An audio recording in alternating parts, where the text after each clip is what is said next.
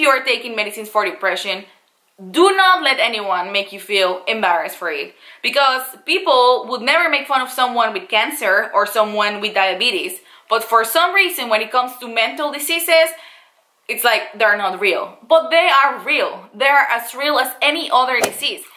Hi you guys, and welcome to my new video. So today I have for you a different type of video. As you can see in the title, this video doesn't talk about cultural differences or Mexico and the Netherlands or integrations, but more about something that I've been struggling with and something that I feel like a lot of people struggle with. And I don't know, I just feel like sharing my experience because it is something that people don't really like to talk about because they feel embarrassed. And what I mean, what I want to talk to you about is having anxiety and dealing with anxiety and to a certain extent depression, even though I am not I've never been diagnosed with depression. I've never taken medications with depression. There have been periods in my life where I do feel pretty low, pretty down. And then I have certain things that I think, oh, that rings a bell with me. It feels like maybe it could be depression, even though it's not. But okay, let's not get ahead. If you're interested in, or if you're struggling with anxiety, or if you're just curious about how it is to have it, then keep on watching. This is gonna be a very informative video, and I'm just gonna share my experience with you and how it has been for me to live basically my whole entire life with anxiety. So I hope you enjoy. Okay, so here goes my story and my experience with living with anxiety. So basically my whole life I've had anxiety, but it's not like my whole life I knew that I had it. I just knew that I felt nervous or that I was sweaty or that I, you know, but it was never something that was getting in the way of me living my normal life until something happened, and then literally everything changed. So 2 years ago, actually almost 3 years ago, yeah, it's gonna be 3 years ago. I can't believe it. In March, it's gonna be 3 years that I went to ski. I went skiing and I had an accident in which I fell while I was skiing and I broke the ligaments of my knee. And yeah, that sounds like very common. You know, a lot of people get injuries and even worse injuries than what I had. But for me, it was a pretty big shock because it was the first time that I had ever any sort of injury, and it happened so far away from home. And I mean from home, from Mexico, and also from home in the Netherlands, you know, because we were in Austria. So it was like, okay, what, I don't know. And also I was not with my family, which I think would have also made a big difference for me. So it was just very rough for me to go through that injury. And also there were quite some medical complications, which all in all added to a ball of anxiety that was being created, that was gonna explode any moment. And oh, it certainly did explode. So okay, I got injured and I knew that something was wrong. I didn't know how bad it was, but I mean, I had pain, but I just thought maybe it's not broken, maybe there's nothing wrong, maybe, you know, you fell wrong and tomorrow you're gonna be better. But when I started to walk, I felt like my knee was, you know, boom, going, like I had zero stability, like my leg would just go through. I don't know how to do, like this, it would go like this, you know. So then I knew then that I had something wrong for real, and that it was not just pain. So one day before we went back to the Netherlands, we went to the doctor there in Austria, and they did some x-rays, and there was not any broken bone. And so he did some movements, the doctor, and he said, yeah, this is your ACL ligament. And then I had my knee was really swollen because there was a lot of blood inside. So the doctor right away grabbed the needle and stopped, you know, like pull all the blood out from my knee. And after that, I was really much more sore than I was before. And also I was more like traumatized and more like afraid, you know, like shit, now I know there is something wrong. The doctor told me that I had to take I have to give myself injections in my belly every day because I could have a thrombosis. And a thrombosis is basically that you have a ball of blood, a clot, and it can be, you know, it can be in your leg because of the lack of movement and because there is an injury and there is blood, and it can be dangerous because it can go to your heart or to your brain, so it can be really bad. And when I heard that, and when I heard that I had to inject myself on my belly every day for a month, I was like super afraid, you know. They just told me you have an ACL, you're gonna need surgery, you maybe could have a thrombosis, so you have to give yourself injections, and I still had to go all the way from Austria to the Netherlands in the car. So I was like super stressed. I think that my anxiety, you know, I was not really in a good mental place when that happened, and all that just made it much worse. I was feeling sorry for myself, and I was just about to start my internship in Amsterdam, and you know, I was thinking of all the things that were wrong, and just constantly, you know, I was having so much pity for myself, and that's like the worst that you can do, have pity for yourself. Let's fast forward to me being in the Netherlands, and I went to the physio, and the physio, what he said was like, girl, you need surgery, because if you don't have surgery now, you're gonna end up having a knee replacement like in 10 years, because your knee is gonna get fucked up, and your cartilage is gonna get fucked up, and everything is gonna get fucked up. So he made me really afraid. Please keep in mind that this was the first time ever that I was at a physio. So I was pretty stressed that he told me that. And also I had to have an MRI, and being in the MRI for me had a correlation. You know, you're in an MRI when you hit your head and it's something really dangerous.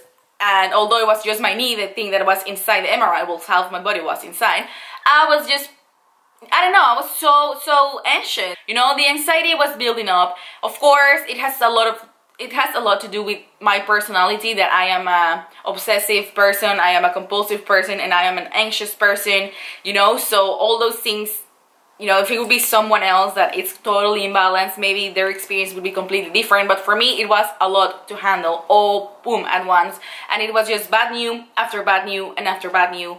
And when I got the results from the MRI, they told me it is a complete torn, so you need to have surgery. Everything was going wrong. So all those things really started to hit me like really bad. And mostly I think it was the fact that I was afraid of a thrombosis all the time, and then my feet was extremely cold.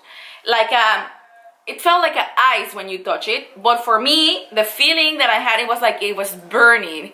So once I went to my doctor, to my orthopedist, you know, the doctor who sees the bones and the ligaments, and I went to him, and he felt my foot, and he sent me right away to the emergency room, and he said, I think maybe there is a blockage in your veins, and if it's so, you're gonna have to have surgery right away on your veins to open that blockage, so the blood can circulate, because the blood maybe you're not getting enough blood to your foot, and that's why it's so cold, and that's super dangerous, because if you don't treat that, that can result in your foot dying, you know, so amputation. So I was like, okay, great, oh my god. Thankfully, that was not the case, but my feet, there was not an explanation as to why my feet was so cold, and it remained cold for like months. And that was even more stressful for me, because I wanted to have answers. Why is it so cold? And it was so uncomfortable. It's not that I don't mind having a cold feet, but it was so cold that it burned, so the sensation was really bad. So that's why I was even more stressed. So well, at some point I started to realize that I was afraid to go to sleep. I was afraid at night. I don't know, I was having palpitations in my heart, and I really felt for me that I was having like a heart attack, you know. I felt like cramps in my heart, and like someone would go with a knife in my heart. So I was super afraid of that, and I called my doctor, and they didn't really take me seriously. They said that it was stress, and I was aware that it was stress, so I asked for some medicines for stress, because I couldn't handle it like anymore. I was just too stressed, and sometimes when you're too stressed, it's okay to give you something for stress or something for anxiety, you know.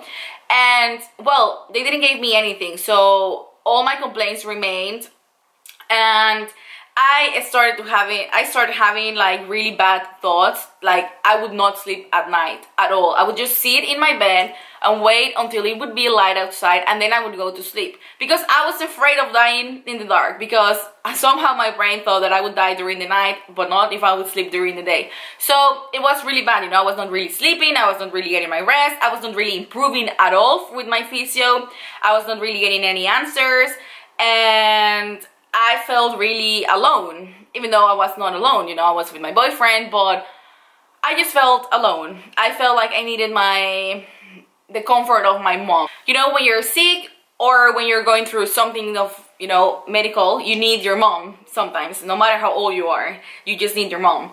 And I needed my mom, and she was so far from me. And then she was telling me, like, come back to Mexico and we will, you know, I will take care of you here. But I was so mentally bad that I was afraid of flying. I couldn't fly because I was afraid that something, you know, I couldn't breathe. I had palpitations. So I was afraid of being like alone. If I would be left alone at home, I would start, you know, panicking. My heartbeat would go like to 150, just me sitting in the couch doing nothing. I was just afraid. I was just thinking, what if I die right now? What if I die and I'm alone in this house and I can't run? What if something happens and I can't get out of the house because I'm so slow with my crutches? You know, all the most crazy and bad thoughts were happening, you know, I was thinking. So clearly there was something wrong. So thankfully my boyfriend decided to fly with me to Mexico, and when I was in Mexico I got my surgery, and then, you know, I started my physio right away. The rehabilitation with the physio went really well, but my mindset, you know, I could see like a huge improvement in my mindset and my anxiety from when I was in the Netherlands to when I arrived back home in Mexico. And it's not because in the Netherlands I was not being treated right by the doctors or whatever, because my orthopedic surgeon was super good, was super nice to me. He really took me seriously, otherwise he wouldn't have sent me to the emergency room.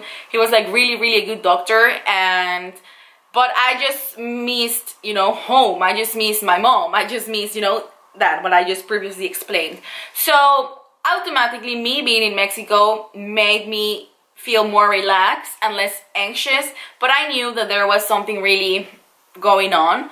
So I decided to go and see a psychologist. Now, when I was younger, my mom would send me sometimes to a psychologist because when my parents were getting a divorce, she thought maybe it's a good idea, you know, that she goes to a psychologist. Or when I was going through, I don't know, when I got bullied, for example, I also went to a psychologist, but never out of my own will. So it never really made an impact on me. And this time it was me saying I need to go to a psychologist because I can't live like this anymore. It was at that point that I realized my anxiety, it's now too much, that it is in the way of my life. I am not me. It's anxiety, it's controlling me. And that's the point that I wanted to get to. That when you have anxiety, anxiety can be in a lot of degrees, you know. It can be like your everyday anxiety and you get sweaty hands, or you get nervous when you're gonna do a presentation in front of a big group. But you know, that's normal to a certain extent if you are an anxious type of person like me. But when you can't leave, when you can't sleep, when you can't be alone, you know, then you know it's not normal, and then you should definitely search for help. And well, my psychologist did a test on me to see my levels of anxiety, and I was like 100, you know. So we tackled, like, I would go to see her twice per week, and I would get homework, and we started also working on a lot of the issues that I have from, you know, from myself and from my life and from growing up, because anxiety also, it's like, it's paired with depression, and it's paired with experiences that you have gone through in your life. So not all the time, you know. I'm not saying also that depression is only something that happens when something bad happened to you, because that's not it. That's not the case. You can be the most fortunate, happy person and still battle with depression and anxiety. But sometimes, you know, you need to find the source of that anxiety, of that depression. So we started going through my childhood and, you know, okay, how was your relationship with your mom? How's your relationship with your dad? Blah, blah, blah. You know,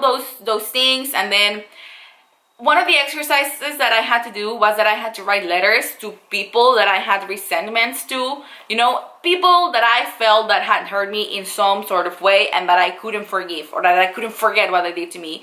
And I was, you know, holding resentments. I had to write a letter explaining and telling them whatever I wanted to tell them. You know, I could insult them or tell them that I hate you, even though I've never hated anyone in my life.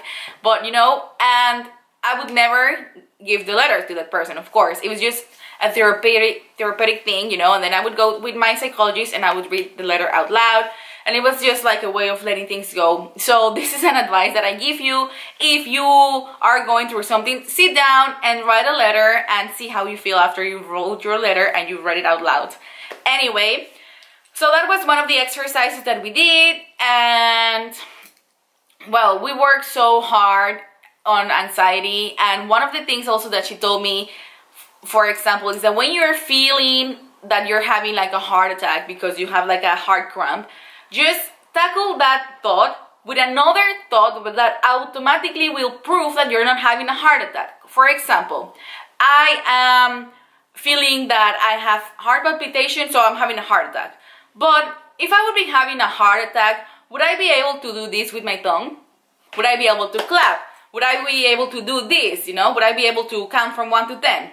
No. So, you know, do those things that prove you that you are not having a heart attack, so that your mind knows it's, you know, it's just your mind. It's not really that you're having a heart attack. And that is something that helped me so much, because at some point my anxiety was too much that even when I was in the cinema, like during the movie, I would have moments of anxiety, like what if something happens? What if something happens and I can run away, you know? And so then I would start having the physical complaints, and then boom, right away I would tackle them with the other thoughts, like nothing is going to happen, and if it happens, I just, you know, I walk out. Or if I would be having a heart attack, you know, what I just previously explained. So something that I understood was that anxiety can cause so many physical complaints that they feel real. They feel like real symptoms of real things happening to your body. You really do feel like you have heart palpitations and that your heart hurts, because it does hurt. It's not like you're imagining it, it does. But it hurts, or it has like, you know, it hurts like a knife, or palpitations, because not because there is something actually wrong with your heart, but because your stress and anxiety levels are so high that it really reflects in your physical well-being. After I had like 2 months in Cancun, in my hometown in Mexico, you know, going every week, 2 times per week with my psychologist, I was doing much better. But still, of course, anxiety is not something that you can control, and it's not something that you can say, oh, it's over, I'm cured, you know, I have no anxiety anymore. Because it's a little bit like being an addict. Once an addict, always an addict. Also, once an anxious person, always an anxious person, you know. It's something that I will have to battle my whole entire life against too. But something that I understood is that, first of all, you should never ever feel embarrassed by the fact that you are going through an anxious crisis, the fact that you are not yourself, the fact that you're really, really low. Because being like low, at the lowest point, doesn't mean you're weak. It actually means that you're strong enough to realize there's something wrong, and you're taking a step and a stand to a better you. And that is what being strong is about. Not about always having a balance, and not about always feeling great. No, we are not perfect, we're humans. If we would be robots, okay, then everything should always be in balance. But we are humans with emotions, with experiences, and everyone has like a different chip on their brain, you know? So no one should ever make you feel like you're a weak person for having anxiety or depression, you know? And especially when it comes to depression, if you're battling depression, I feel like there is such a stigma around it, like, oh, but depression, it's like, you're just sad, right? You tell your mind that everything is fine. You look at yourself. You are healthy, you have a boyfriend, you have a family, you have a house, you have everything you ever wanted and you need, you know? What do you complain about? It's not like that. Depression, like clinically, a person who is clinically diagnosed with depression means that there is an imbalance in their brain of chemicals, which means that the hormones that make you feel happy, you know, are very low, and therefore you need medicines. So if you're taking medicines for depression, do not let anyone make you feel embarrassed for it, because people would never make fun of someone with cancer or someone with diabetes, but for some reason when it comes to mental diseases, it's like they're not real. But they are real. They're as real as any other disease. And even though you sometimes don't see them, like the physical symptoms from outside, they're very real on the inside for that person, okay? So never be embarrassed to say out loud that you have depression, or that you have anxiety, or that you are seen as a psychologist or a psychiatrist, you know? Be embarrassed if you would not do something for you. Then yeah, you can be embarrassed. But if you're just bettering yourself, then good for you. And that is something that I have learned through this journey, you know? Now it's been 3 years since I started seeing my psychologist. I still see my psychologist. We do a Skype every 2 weeks, sometimes every 3 weeks. And I've become so much more aware of my emotions and aware of why I react a certain way, and aware of my anxiety and my physical complaints. I guess that's it. I mean, I just wanted to share with you my experience with anxiety, and I guess that I just wanted to come to the conclusion that until you decide that you want to change and that you want things to be different for yourself, then it is going to actually happen. Maybe you've had psychologists before, but you were not really on that point to really accept your flaws and, you know, look inside you and see what's wrong and try to fix it and try to face the things that you can change. For example, me, I have learned that my personality, it's that I have an obsessive personality. So I obsess over everything, and everything I overanalyze all the time. I'm thinking, what did he mean with this? What did he mean with that? Should I maybe have said this? Should I maybe have said that? Did I do the right thing? Did I behave right? Every time I'm overanalyzing everything, and it's true, you know? That's the type of person that I am. I'm always thinking if what I'm doing is right, if how I'm moving is right, if what I'm saying is right. But that's just my personality, and I have accepted it, and I have learned to live with it. And I guess if you are just feeling that you are a little bit lost, or you're battling with anxiety yourself, just go and find yourself a good psychologist, someone that you can trust. You know, you don't have to do it like me for 3 years. You can only, if you need it, for a month, or just once, just to talk to someone, you know. But really, just do it for you, and don't let anyone make you feel embarrassed, or make you feel bad, or make you feel weak because you have anxiety. Because, you know, a lot of people battle with anxiety and depression, and it's okay. You're not alone. So I just wanted to share my experience with you, and I hope that this helps you somehow. And if it does, give this video a thumbs up, please. And don't forget to subscribe, because I upload 2 to 3 times per week, and I talk a lot about my experience in the Netherlands, living in the Netherlands as a Mexican. And I also make these type of videos, you know, where I talk about topics that I feel that are really close to home, you know, that hit close to home. So thank you so much for watching, guys. And as I always say, I wish you the best of luck today, tomorrow, and every day. Bye!